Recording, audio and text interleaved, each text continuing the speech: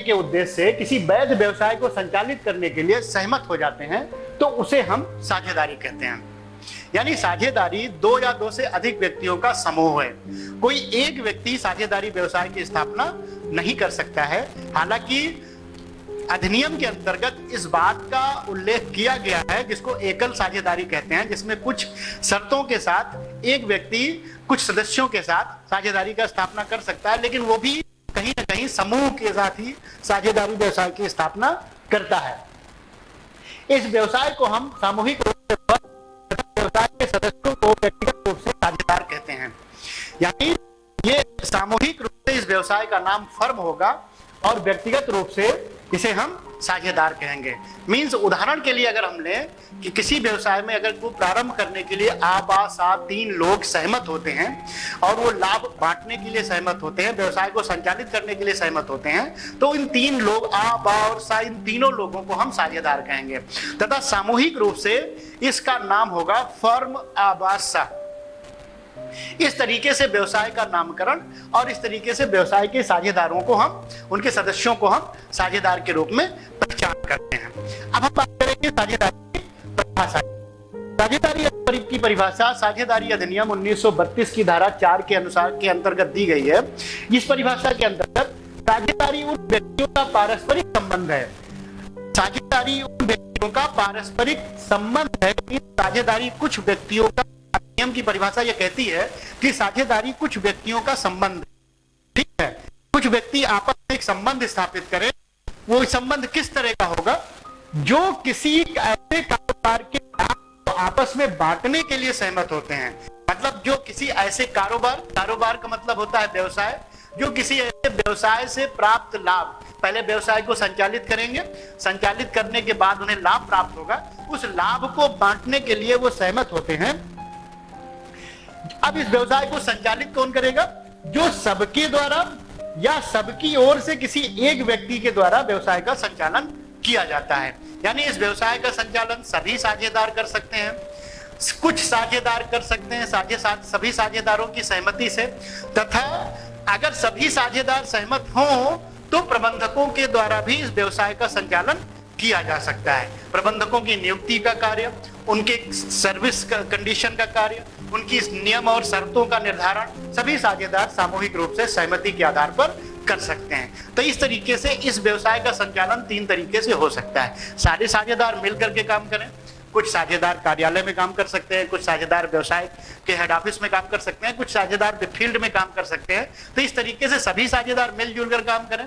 अगर सभी साझेदार मिलकर काम नहीं करते हैं तो कुछ साझेदार कार्य करें।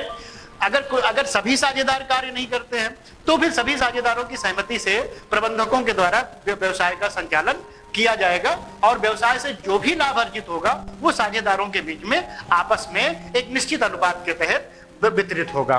तो ये साझेदारी की अधिनियम की परिभाषा है।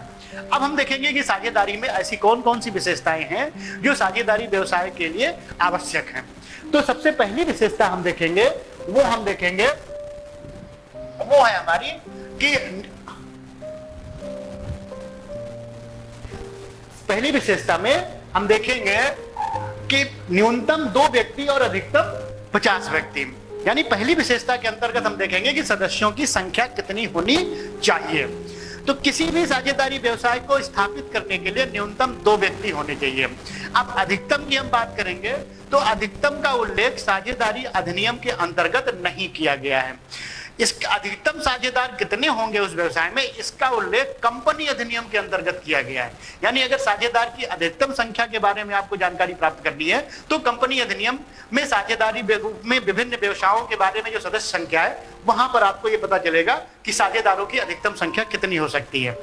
कंपनी अधिनियम 2013 के अंतर्गत, कंपनी अधिनियम 2013 जो बनाया गया 1956 की जगह पे, उसके अंतर्गत साझेदारों की अधिकतम संख्या 100 निर्धारित की गई थी। किंतु कंपनी विविध अधिनियम 2014 के अंतर्गत इस संख्या को 50 तक सीमित कर दिया गया।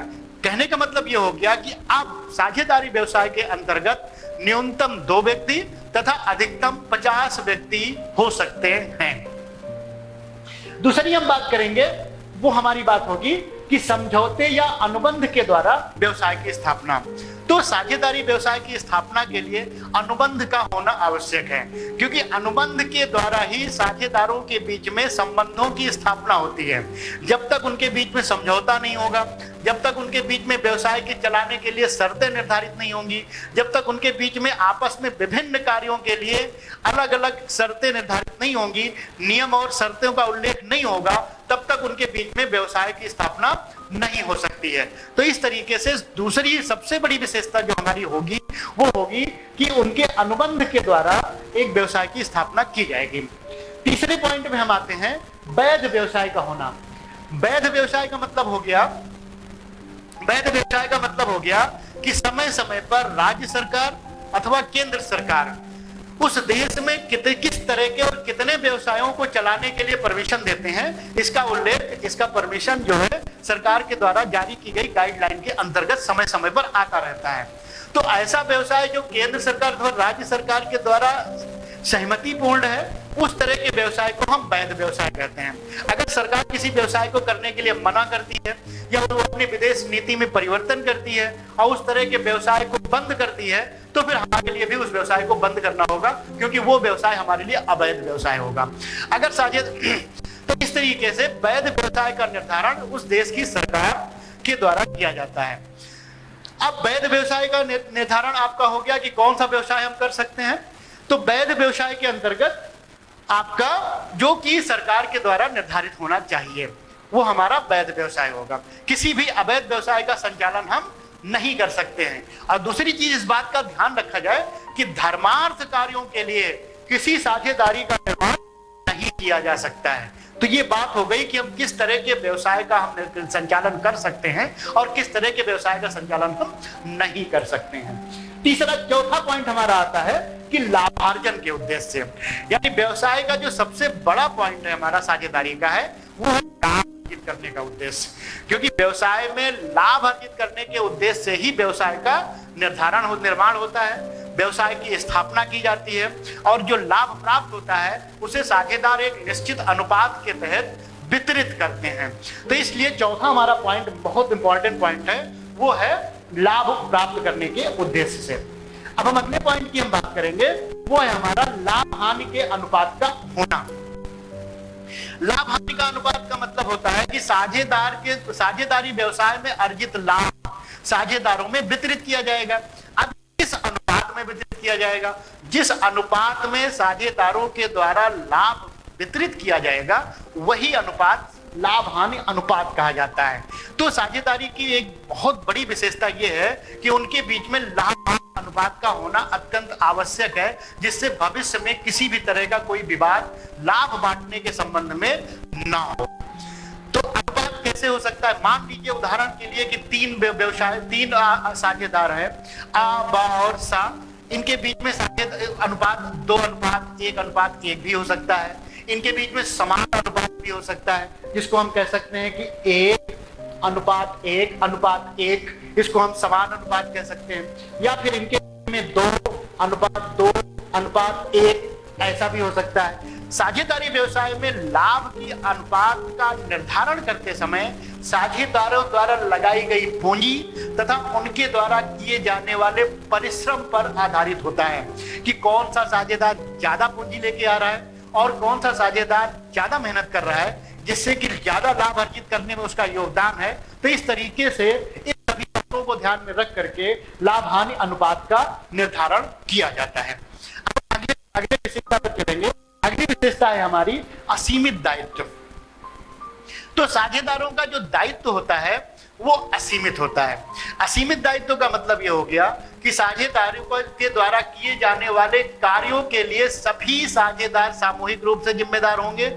एक साझेदार द्वारा अगर कोई संविदा किया जाता है तो उसका प्रभाव सभी साझेदारों पर पड़ेगा, और अगर ऋणों को भुगतान में फर्म सक्षम नहीं होती है तो साझेदारों की व्यक्तिगत संपत्तियों से ऋणों का भुगतान किया जाएगा। तो ये होता है असीमित दायित्व।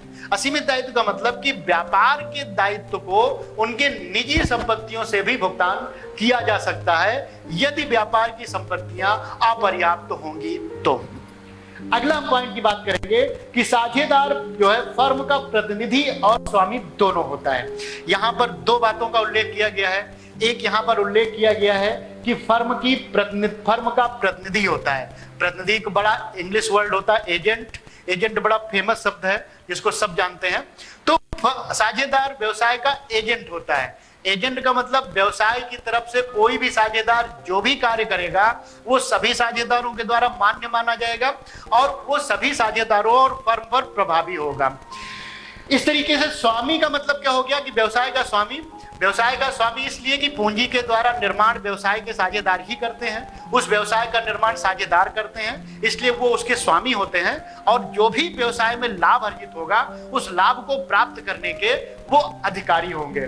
तो इस प्रकार साझेदारी में इन बातों का होना बहुत आवश्यक है। अगर ये सभी बातें साझेदारी व्यवसाय में पाई जाती है, उस व्यवसाय में पाई जाती हैं, तो वो व्यवसाय हमारा साझेदारी व्यवसाय होगा।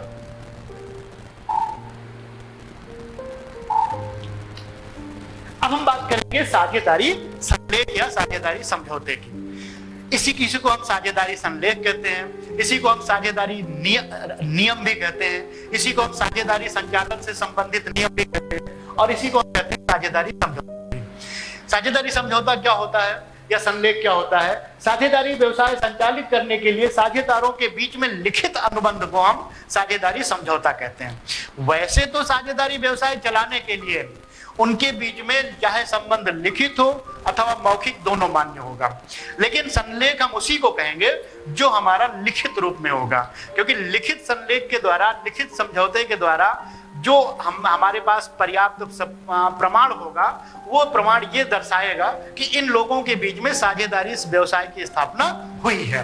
अगर ये मौखिक समझौता करके किस व्यवसाय का संचालन करते हैं तो उसका कोई प्रमाण हमारे पास नहीं होगा और प्रमाण के अभाव में यदि कोई विवाद भविष्य में होता है तो उस विवाद के समाधान में कोर्ट किसी भी प्रकार की इनकी सहायता नहीं कर पाता है। तो ऐसी दशा में ये माना जाता है कि साझेदारों के बीच में समझौता होना आवश्यक है। ये समझौता लिखित रूप में हो तो ये बहुत बड़ी चीज होती है, जिससे कि भविष्य में अगर कोई विवाद उत्पन्न होता है साझेदारों के बीच में तो ये समझौता ही उस समय प्रमाण के रूप में कार्य करता है। तो ये हम बात समझ चुके हैं कि साझेदारों के बीच में लिखित अनुबंध को हम साझेदारी संलेख कहते हैं। साझेदारी संलेख में साझेदारी व्यवसाय को चलाने के लिए जितने नियमों की आवश्यकता होती है उन सभी नियमों का यहाँ पर उल्लेख किया जाता है। अब मुख्य रूप से किन किन बातों का हम उल्लेख करते हैं साझेदारी नियम के अंतर्गत, उसको हम यहाँ पर देखते हैं। साझेदारी संलेख के अंतर्गत कौन कौन सी बातों का उल्लेख किया जाएगा उनको हम मुख्य रूप से उनको देखेंगे। जिसमें सबसे पहला पॉइंट हमारा है फर्म का नाम व पता। तो सबसे पहले पॉइंट के अंतर्गत जब भी हम साझेदारी समझौते का निर्माण करेंगे उसमें फर्म का नाम क्या होगा और फर्म का पता क्या होगा।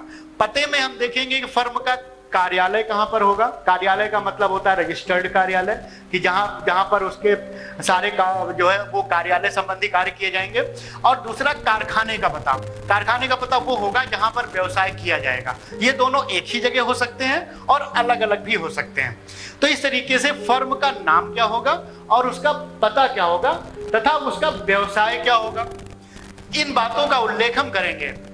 दूसरा पॉइंट हमारा है कि साझेदारी का नाम, पता एवं अधिकार एवं कर्तव्य।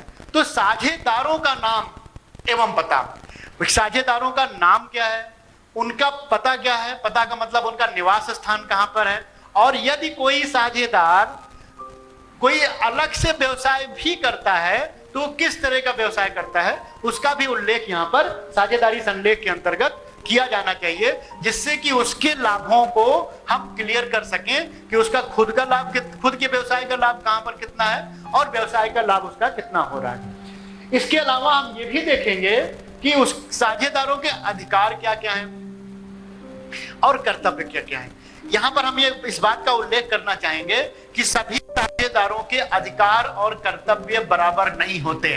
कुछ साझेदारों के अधिकार ज्यादा होते हैं, हो सकते हैं, और कुछ साझेदारों के अधिकार कम हो सकते हैं। उदाहरण के लिए हम मान सकते हैं कि कुछ साझेदार केवल लाभ के लिए साझेदार हो सकते हैं, कुछ साझेदार सांकेतिक रूप में साझेदार हो सकते हैं। तो इस तरीके से जो जिस प्रकृति के साझेदार होते हैं उसी के आधार पर उनके अधिकार और कर्तव्यों का निर्धारण भी किया जाता है।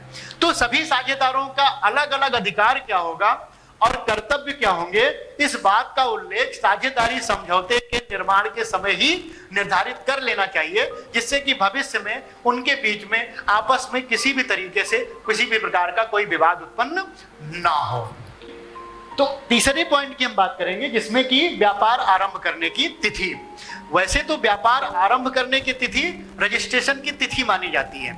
रजिस्ट्रेशन की तिथि का आशय यह है कि जिस दिन व्यापार का रजिस्ट्रेशन किया गया, जिस दिन रजिस्ट्रार के यहाँ फर्म का रजिस्ट्रेशन किया गया, वो तिथि हमारी रजिस्ट्रेशन की तिथि मानी जाती है। और उसी तिथि से ये माना जाता है कि साझेदार अपना व्यवसाय प्रारंभ कर लेंगे। लेकिन फिर भी यदि रजिस्ट्रेशन की तिथि और व्यवसाय की तिथि पृथक पृथक है तो उसका उल्लेख साझेदारी समझौते के अंतर्गत हमें करना चाहिए। अगला पॉइंट हमारा है पूंजी पर ब्याज। पूंजी पर ब्याज इस अवधारणा पर आधारित है कि फर्म के साझेदारों द्वारा जो पूंजी लगाई जाती है उसे वो एक तरीके का निवेश मानते हैं। तो निवेश के अंतर्गत वो चाहते हैं कि इस पूंजी पर हमें अलग से भी आय प्राप्त हो। जैसे कि हम कहीं बाहर अगर इसको डिपॉजिट करते, बैंक में डिपॉजिट करते, तो उस पर हमें ब्याज प्राप्त होता। तो इस अवधारणा पर आधार पर वो इसकी डिमांड करते हैं कि हमें पूंजी पर ब्याज दिया जाए। तो यदि सभी साझेदार सहमत हैं तो साझेदारों को पूंजी पर ब्याज दिया जा सकता है। तो साझेदारों को पूंजी पर ब्याज की दर क्या होगी, उन समय समय पर उसमें क्या परिवर्तन हो सकता है, इन सभी बातों का उल्लेख साझेदारी समझौते के अंतर्गत किया जाना चाहिए। अगला पॉइंट हमारा है आहरण पर ब्याज। अब सबसे पहले हम बात करेंगे कि आहरण क्या होता है। आहरण हम कहते हैं जब साझेदारों द्वारा अपनी निजी आवश्यकताओं की पूर्ति के लिए व्यवसाय से धन निकालता है या फिर व्यवसाय की संपत्तियों का उपयोग निजी उपयोग में करता है, तो उसे हम आहरण कहते हैं। अब आहरण पर ब्याज की संकल्पना इस बात पर आधारित है जब वो साझेदार व्यवसाय से नगद धन निकालता है अपनी जरूरतों के लिए, अपने घर के क्योंकि साझेदारों को जो लाभ प्राप्त होता है वो वर्ष के अंत में प्राप्त होता है। तो पूरे साल भर अगर मान लीजिए कोई साझेदार कोई और व्यवसाय नहीं करता तो अपनी निजी जरूरतों के लिए उसे धन की आवश्यकता होगी, तो उस धन का अगर वो व्यवसाय निकाल रहा है तो उसे हम आहरण कहते हैं। तो ये इस अवधारणा पर आधारित है आहरण पर ब्याज, कि जिस तरीके से साझेदार पूंजी पर ब्याज का डिमांड करते हैं कि भाई हमें पूंजी पर ब्याज चाहिए, उसी तरीके से फर्म भी ये कहती है कि जब आप व्यवसाय के पैसे का उपयोग निजी रूप से करेंगे तो उस पर हम भी ब्याज चार्ज करेंगे। तो इस अवधारणा को या कॉन्सेप्ट को हम आहरण पर ब्याज कहते हैं। यदि सभी साझेदार सहमत हैं तो वो आहरण पर ब्याज देंगे, क्योंकि आहरण जो है वो लाभ पर प्रभार होता है, इससे लाभ में कमी आती है और इससे व्यवसाय की पूंजी में भी कुछ समय तक कमी आती है। तो इसको पूंजी की कमी को पूरा करने के लिए साझेदारों से आहरण पर ब्याज की डिमांड फर्म के द्वारा की जाती है। तो यदि सभी साझेदार आपस में सहमत हो तो वो आहरण पर ब्याज दे सकते हैं। आहरण पर ब्याज का निर्धारण उनके धनराशि के आधार पर, उनके समय के आधार पर किया जाता है। आहरण पर ब्याज फर्म के लिए लाभ होता है और जो कुल लाभ में जाकर के जोड़ा जाता है। इसके बाद आगे हम बात करेंगे साझेदारों को वेतन। दो तरीके के साझेदार फर्म में होते हैं, कार्यशील साझेदार और गैर कार्यशील साझेदार। कार्यशील साझेदार वो होते हैं जो फर्म में प्रतिदिन अपना समय देते हैं, फर्म के संचालन में सहयोग करते हैं, यूं कहें कि फर्म को वो संचालित करते हैं। तो अगर कोई साझेदार फर्म को संचालित करता है, अपना व्यक्तिगत समय फर्म को देता है और दूसरे साझेदारों की अपेक्षा ज्यादा समय देता है, तो ऐसा साझेदार अपने अतिरिक्त समय के लिए वेतन का डिमांड कर सकता है। तो यदि सभी साझेदार सहमत हो तो साझेदारों के लिए वेतन की व्यवस्था की जा सकती है। साझेदार को दिया जाने वाला वेतन, उसकी धनराशि, उसकी नियम और शर्तों का उल्लेख साझेदारी संलेख में किया जाना आवश्यक है। साझेदारी संलेख के अंतर्गत हमारा जो अगला टॉपिक है वह है साझेदारों को कमीशन। साझेदारों को कमीशन इस अवधारणा पर आधारित है कि यदि कोई साझेदार व्यवसाय से बाहर किसी प्रकार का अतिरिक्त प्रयास करता है जिसके फलस्वरूप व्यवसाय में साझेदारी व्यवसाय की प्रगति होती है या विक्रय में वृद्धि होती है या उसके लाभ में वृद्धि होती है, तो वो इस अतिरिक्त प्रयास के लिए कमीशन की मांग कर सकता है। यदि सभी साझेदार आपस में सहमत हों तो साझेदारों को कमीशन दिया जा सकता है। साझेदारों को दिया जाने वाला कमीशन के संबंध में आपस में किन आधार पर कमीशन का निर्धारण किया जाएगा, किस दर पर कमीशन का निर्धारण किया जाएगा, इस बात का उल्लेख साझेदारी संलेख में किया जाना आवश्यक है। यदि सभी साझेदार आपस में सहमत हों तो लाभ या फिर विक्रय के आधार पर कमीशन का निर्धारण किया जा सकता है। लाभ पर कमीशन का निर्धारण किया जाएगा या फिर विक्रय पर कमीशन का निर्धारण किया जाएगा, इस बात का उल्लेख भी साझेदारी संलेख के अंतर्गत किया जाना आवश्यक है। साझेदारी संलेख के अंतर्गत अब हम बात करेंगे ख्याति मूल्यांकन की विधियां की। ख्याति मूल्यांकन की विधियों में सबसे पहले हम ये जानेंगे कि ख्याति किसे कहते हैं। किसी भी व्यवसाय में अतिरिक्त लाभ अर्जित करने की क्षमता को हम ख्याति कहते हैं। ख्याति उस व्यवसाय की प्रबंधकीय कुशलता, व्यवसाय के सदस्यों की क्षमता तथा उनकी शैक्षिक योग्यता, व्यवसाय की स्थान संबंधी योग्यता के आधार पर अतिरिक्त लाभ कमाने की क्षमता अर्जित होती है। ये अब यदि दो व्यवसाय समान पूंजी, समान कर्मचारियों की क्षमता के आधार पर व्यवसाय का संचालन करते हैं और यदि जिस व्यवसाय में अधिक लाभ प्राप्त होता है, ये हम जानते हैं और यह मान लेते हैं कि उस व्यवसाय में ख्याति है। ख्याति का निर्धारण प्रबंधकीय क्षमता, व्यावसायिक कुशलता, स्थान की उपलब्धता के आधार पर निर्धारित किया जाता है। साझेदारी संलेख के अंतर्गत अब हम अंत में लेंगे ख्याति मूल्यांकन की विधियां। इसके अंतर्गत सबसे पहले हम ये समझने का प्रयास करेंगे कि ख्याति क्या है। किसी भी व्यवसाय की अतिरिक्त लाभ अर्जित करने की क्षमता को हम ख्याति कहते हैं। दो समान प्रकार के व्यवसाय हो जिनकी उत्पाद समान हो, वस्तुएं समान हो तथा उनके कर्मचारियों की संख्या समान हो तथा उनके द्वारा पूंजी समान हो, साझेदारों की संख्या समान हो, ऐसे दो व्यवसाय अगर बगल बगल में ही होंगे और एक व्यवसाय में लाभ अधिक होगा और कंपैरिजन में दूसरे व्यवसाय में लाभ कम होगा, तो जिस व्यवसाय में लाभ अधिक होगा ये हम मान लेते हैं कि उस व्यवसाय में ख्याति है। अब ख्याति का मूल्यांकन हम तीन विधियों से करते हैं।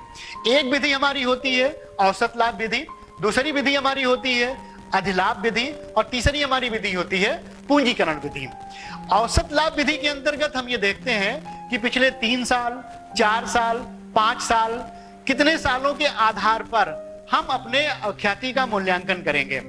कितने सालों के आधार पर ख्याति का मूल्यांकन करना है, इस बात का उल्लेख साझेदारी संलेख के अंतर्गत किया जाना आवश्यक है कि 3 साल के आधार पर करना है, 4 साल के आधार पर करना है कि 5 साल के आधार पर करना है या फिर वर्तमान वर्ष के आधार पर करना है। इस प्रकार के औसत लाभ विधि के अंतर्गत हमें पिछले कुछ सालों के लाभ के आधार पर ख्याति का मूल्यांकन करना होता है, जिसको हम कहते हैं औसत लाभ विधि। अगर हम फार्मूले की बात करें तो औसत लाभ विधि के अंतर्गत सबसे पहले हम कैलकुलेट करेंगे औसत लाभ। औसत लाभ निकालने के लिए हम पिछले जितने वर्ष का लाभ लेंगे उतने से ही हम डिवाइड करेंगे। इसमें हम हानियों को माइनस कर देंगे तथा यदि फर्म को किसी भी तरह का कोई असाधारण लाभ या असाधारण हानि होती है तो उसको भी हम यहां पर इग्नोर करेंगे। इग्नोर करने का मतलब यह हुआ कि ख्याति का मूल्यांकन नियमित लाभ के आधार पर किया जाता है। यदि कोई लाभ हमें ऐसा प्राप्त होता है जिससे कि हमको वो असाधारण लाभ प्राप्त होता है, जैसे कि मान लीजिए वर्तमान में इस समय कोरोना का दौर चल रहा है। कोरोना के अंतर्गत कुछ व्यवसाय ऐसे हैं जो पूरी तरीके से बंद पड़े हैं। अब उनको जो ये हानि हो रही है ये असाधारण हानि है। इस हानि को हम जब ख्याति का मूल्यांकन करेंगे तो इसको हम इग्नोर करेंगे और इसको हम प्लस कर लेंगे। इसी तरीके से कुछ व्यवसाय ऐसे हैं जो इस समय नियमित रूप से चल रहे हैं और उनका लाभ असाधारण हो गया है, मतलब उनका लाभ क्षमता से ज्यादा हो गया है। तो ऐसी परिस्थिति में इस प्रकार के इस समय के इस लाभ को हम असाधारण लाभ कहेंगे और ख्याति के मूल्यांकन के समय इस लाभ को हम माइनस कर देंगे। इसका मतलब यह हो गया कि ख्याति का मूल्यांकन नियमित लाभ के आधार पर किया जाता है।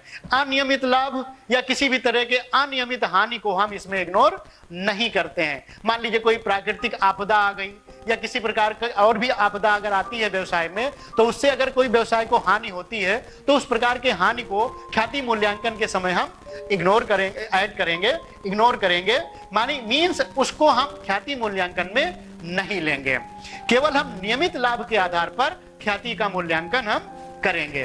तो अब औसत लाभ निकाल लिया, औसत लाभ निकालने के बाद फिर ख्याति का मूल्यांकन जब हम करेंगे तो औसत लाभ को क्रय वर्ष से हम मल्टीप्लाई करेंगे, क्रय वर्ष से हम मल्टीप्लाई करेंगे, मतलब उसे गुणा करेंगे। अब क्रय वर्ष क्या होता है, हम ये मान के चलते हैं कि यदि एक बार हमने ख्याति अर्जित कर ली है तो वो कितने समय तक हमारे पास स्थायी रूप से रहेगी। इसका मतलब ये होता है कि किसी भी व्यवसाय की, किसी भी व्यक्ति की ख्याति में परिवर्तन होता रहता है। कभी उसकी ख्याति में वृद्धि होती है तो कभी उसकी ख्याति में डिक्लाइन आता है। तो ऐसे में ये अनुमान हम लगाते हैं कि कितने वर्षों के पर हमारी ये ख्याति नियमित रूप से चलती रहती है, उतने वर्षों से हम यहाँ पर मूल्यांकन करते हैं, जिसको हम क्रय वर्ष कहते हैं। तो ख्याति का जब अब हमारा जो फार्मूला बन गया वो ये बन गया कि ख्याति बराबर आपका औसत लाभ गुणे क्रय वर्ष। तो ये औसत लाभ विधि हमारी हो गई।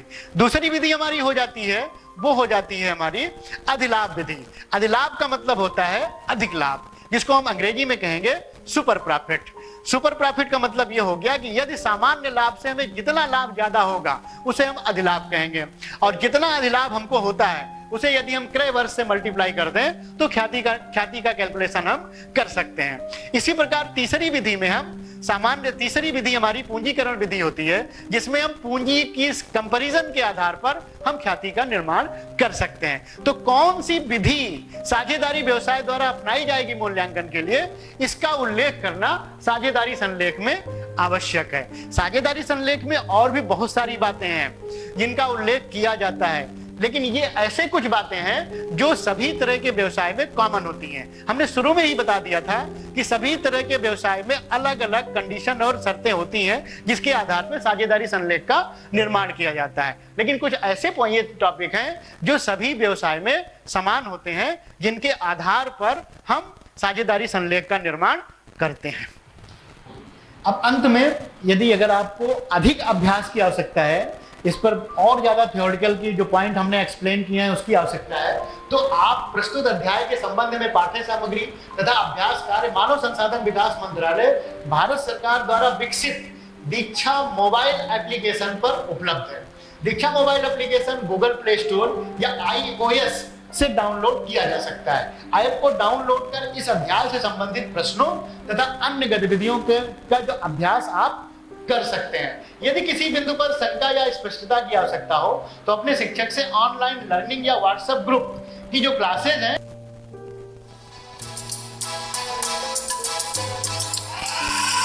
सारी दुनिया है लॉकडाउन में, कोरोना